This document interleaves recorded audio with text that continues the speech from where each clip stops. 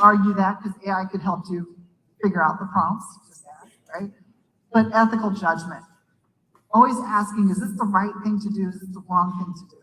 Because what we know today could change tomorrow. We get more information, what's right can change, what's wrong can change. So always ask, is this the right thing? Are we doing this in the right way, or is there a different way?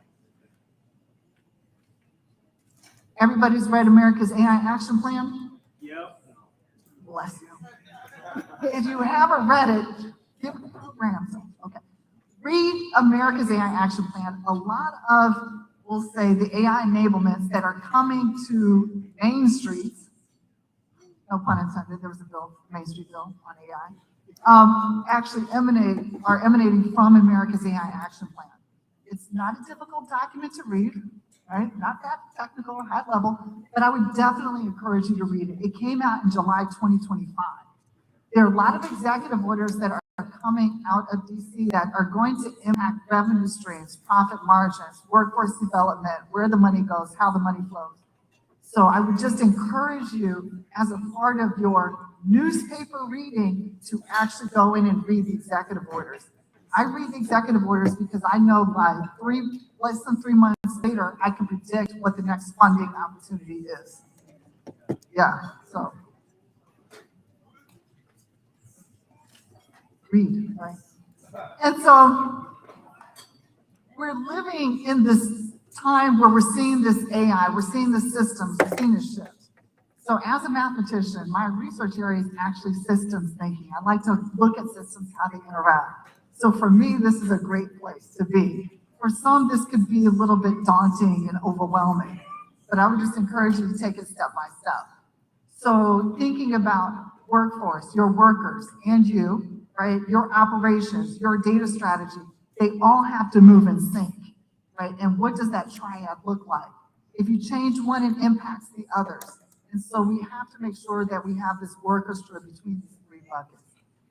And so as we think about this workforce transformation, how is AI changing the work? How should it change the work? What AI tools do we need?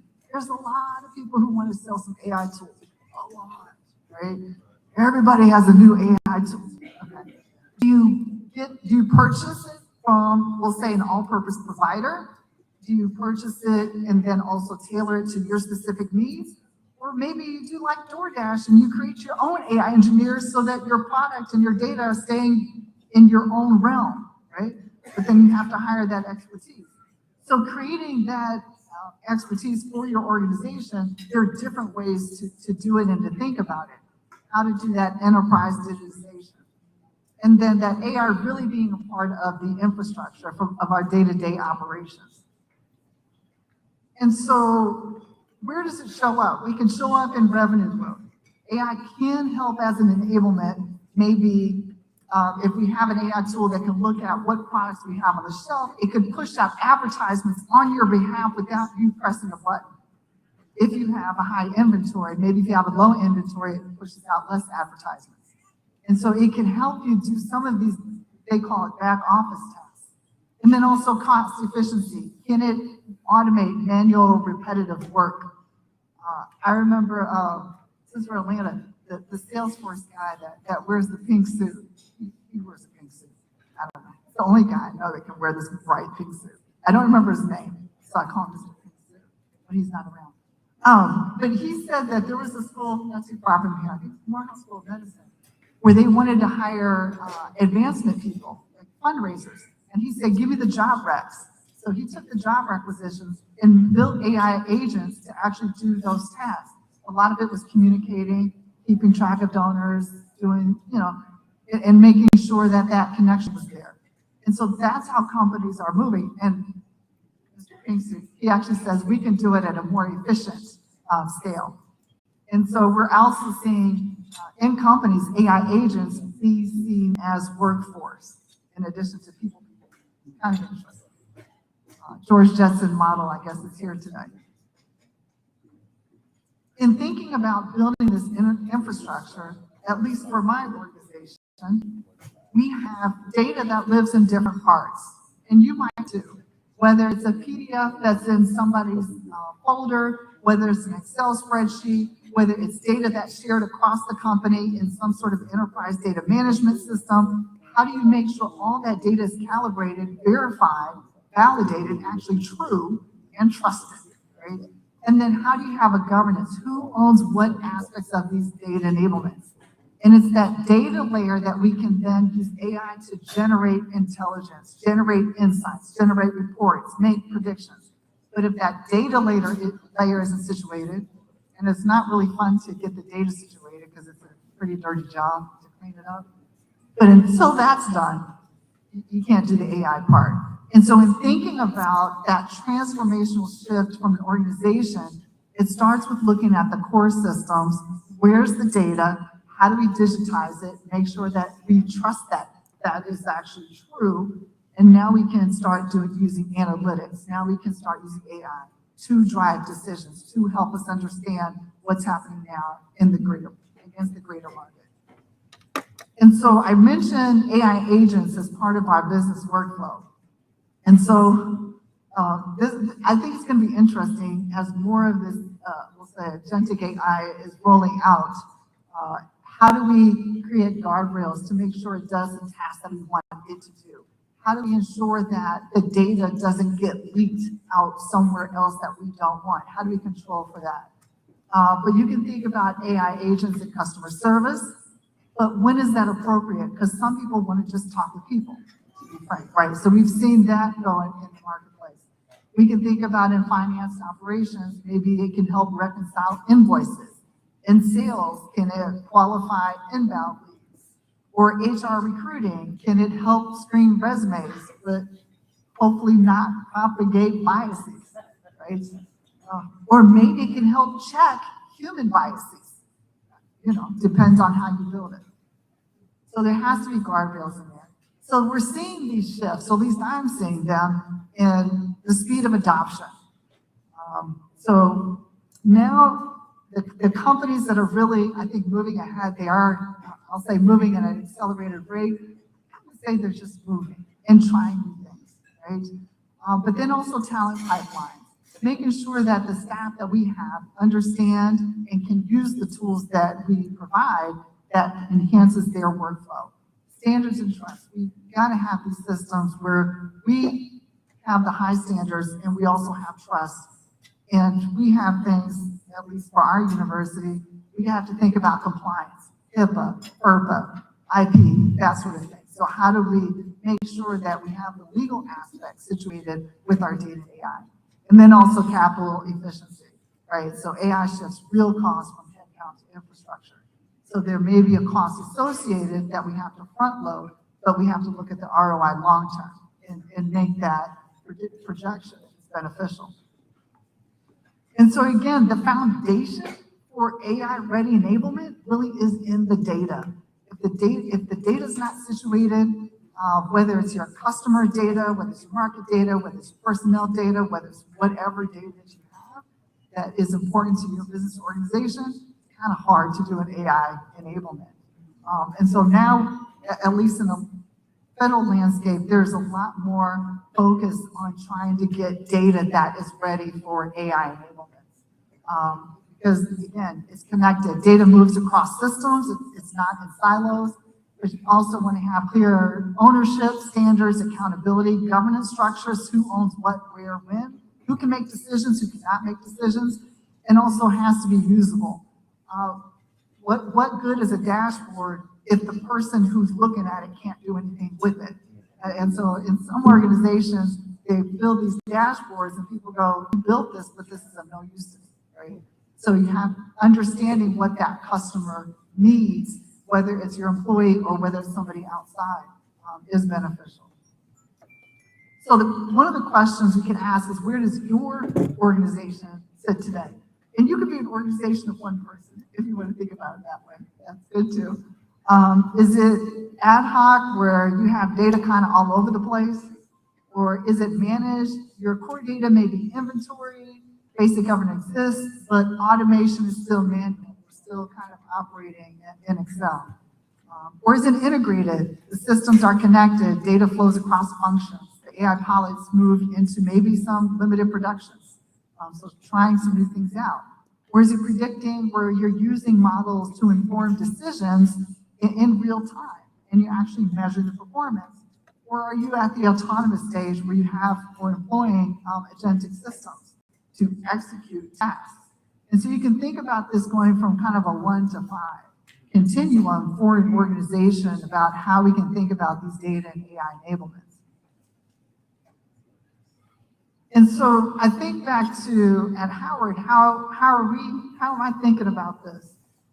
So when I think about this whole data AI transformation, I'm thinking about expanding our faculty, staff, student capacity, whether it's curriculum. We just launched a Fundamentals of AI certificate, launched a minor, major, already had a master's in data science. We'll be developing executive education programs, graduate programs, and then also providing workshops where people can learn how to use the task. To learn AI for the sake of AI, not very useful. To learn AI about how I can use it in my workflow, how it will help me perform tasks in my work, helpful. And then also applied curriculum. We don't do theory, right? Many of these slides will appear in my lecture next week, right?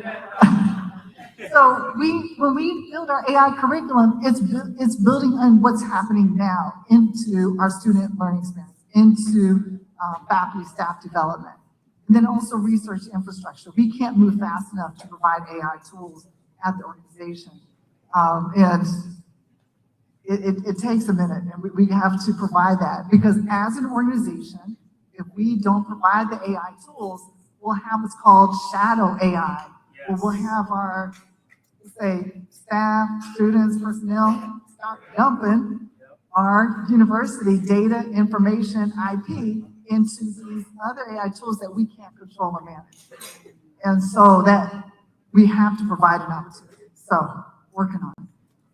And then also external partnerships, partnering with different companies, entities, to make sure that what we are doing and how we're doing it really, number one, prepares our students to enter the workforce, because personally, I need them to be the leaders to kind of bring some consciousness to this AI infrastructure. And so, of course, I'm a professor, right? So I got to give some homework. Is that okay? Yes. Okay, no quiz. I'm not doing a pop quiz, but some homework. I forgot to put this for homework. So if you're thinking about, okay, so where do I start? How can I think about building out some of this data AI enablement? Here's just like a 90-day roadmap you can think of. And obviously you can modify as you see fit. So first, to kind of assess, take a look, audit your data. What sort of data do you have? What data do you value? What data is not there that you wish you had? What data are you collecting that you don't need, right? And so just really to do that data audit. And then also map your workforce. Which roles are right for augmentation and which may need some reskilling. And then maybe predicting high friction, high volume workflow to pilot agentic AI on. And then for like, we have like 14 schools and colleges, right? And so when I think about data and AI enablement, one of the things that we thought about was taking units, like popular units, whether it's a center, a department, a whatever, and then using those units to kind of pilot out, just a small number of units to pilot out some data and AI enablements before we scale up. And then think about building, standing up governance structure, scope, checkpoints, audit, workshops, so people know how to employ the governance. And then running pilots with measurements, and then enrolling your team in some training. And I say enrolling your team with training because I myself just completed training. It was so hard. Oh my goodness. Oh, it was so hard. But anyway, yeah. So I just completed a Chief Data AI Officer training. Oh, so hard. So I am saying this not because I have not done it myself. There's a lot of stuff that's coming down the pipe right now with AI, data, and operations that we all just don't know, but we're going to have to just lean into it and learn. It's just, and I like to learn, so I'm okay. And then scale, expand on what did work, and if it didn't work, if you're going to fail fast and learn from it, move on. But don't let a pilot become permanent by default. Always ask, will this really be a benefit to the business? Will this really be an enablement to unlock new capabilities? Right. So just light homework. And as it says on the bottom, AI literacy is economic literacy. So with that, I'll take some questions. That's a QR code to my LinkedIn if you want to connect. But ask anything you like, or if you have any comments, remarks. Any questions? Like you got the top mathematician in the entire country. Where that? I saw the mics. Oh, there they go. Check. Right here, back here first. 3 questions. It's almost 1:30. Thank you for that, Dr. Washington. My name is Linda Jordan. I'm a proud CAU alumni and a mathematician as well, and an engineer by training from Georgia Tech and an MBA in finance from Duke. My question is, you've given us a 90-day roadmap for organizations, and for someone who works with municipalities like myself and wants them to help them become AI ready, what capabilities would you recommend developing to credibly conduct an AI readiness assessment and help guide them through those 90 days? So municipalities, what do you mean municipalities? Sorry. What do you mean municipalities? Well, I work with governmental entities like cities, counties, states. I'm an engineer, so I do some consulting in this space. So a lot of times I'm at various conferences and I may talk to a chief of staff or someone in the engineering department, just trying to figure out where they are in the AI readiness game. Okay. In short, government. In short, government. Okay. So everybody's gonna read the AI action plan, right? And then there are other plans that you may want to read as well. Just do a Google search, right? Ask Gemini. Give me all the executive orders since January 2025. That's read right. them, right? Just got to, if they say AI or technology business, read them, right? So we saw a big push from the federal government in these executive orders, which are not law, but they provide guidance on priorities that resonate with multiple sectors. We've seen lately, so Maryland launched their statewide AI strategy in the summer of 2025. North Carolina strategy, Doc, I kind of like that one. They just launched it this past July. So a lot of states are launching AI-wide strategies at the government level, in the government itself, but then also how do you then develop the workforce and unlock enablements. So if I were to, and then also, I think the first week in October, we're slated to have a listening session so we can highlight these states that are creating these statewide AI strategies. New Mexico has one as well. I already said North Carolina. Utah has one. I'm trying to go down the list. And New Mexico, and there are some more. But I would look at how are states developing this AI strategy. My question, at least for our listening session, is how are we engaging the communities, the citizens that we serve in this discussion? That's right. And so they know what it is. So that's kind of where I'm sitting. So we should talk after. Absolutely. Question number 2. Here. All right. Hello, Dr. Washington. My name is Reverend Dr. Pam Famano, Visionary and CEO of Africa's Brain Bank. I believe AI is God's help to us, mankind. My question to you is, what is Howard University doing or other institutions doing about AI-enabled plagiarism? Because a student can just plug in a question in ChatGPT and take whatever ChatGPT gives them and put it in Claude or Perplexity with the right prompt, and they will do the assignment in seconds. So what can institutions do to ensure that when degrees are being issued, the students actually learn something? Thank you. I love that question. I love it. So this past summer, I led 2 boot camps on this faculty curriculum development. One was on Gen AI in June, one was on agentic AI in July. And it was across all You disciplines. have a question? The question was, if our students are supposed to be equipped with AI and we know they're using it, how do we enhance teaching and learning in this age of AI? And I told them in our prep session, if you want to come in here and question, should we use or not use AI? I said, don't come to the boot camp. Yeah. Because it's already here. I need to know in your English class, if you were to put it as part of the teaching, what are the critical skills that are being developed? What's the learning outcomes? What does the assignment look like? How do we rethink this? So in mathematics, when we had the graphing calculator come on the scene, they were picketing because they didn't want graphing calculators. Many departments, people fought, literally and figuratively, over the use of calculators in the classroom. How should we use it? How should we not, right?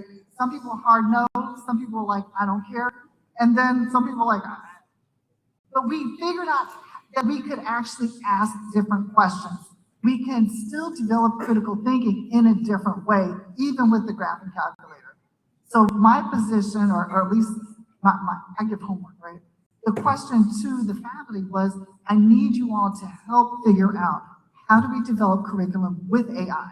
It's not going anywhere. That's right. Right? It's not, so how do we rethink that? In each of the boot camps, we had over 150 faculty, mostly from HBCUs and community colleges. And they delved in, and I had them by disciplines to actually develop that. And once I catch a breath, I'll share kind of our lessons learned and how we're thinking it. But rest assured, faculty are thinking about how do I retool my class? How do I redo my lessons? How do I redo learning with AI? Bring AI in the classrooms. Okay. Last question. Thank you. I wanted to ask about the adoption of AI and the impact on the energy and the water that we're hearing about with the data centers, because that's a concern of mine, that we're doing more harm than good. I love AI as a tool, but I also want to make sure that we're leaving the planet for the next generation. And that's important, because like every time, we do online banking or put something in the cloud, that cloud is not in the sky. That cloud goes to a building that has racks of computers, right? And so you can think of, remember back in the day, we had desktop computers, right? And there was that tower that stood. So imagine just linking multiple towers together so you can have a greater compute power. And then just link all those towers together and put them in a room, right? That's a data center. I think that when we develop our first round of technology, sometimes we don't know, the impacts of it on the environment, unfortunately, right? Think about the train. When we first had trains, the smoke that went out, the pollution, the way that we just kind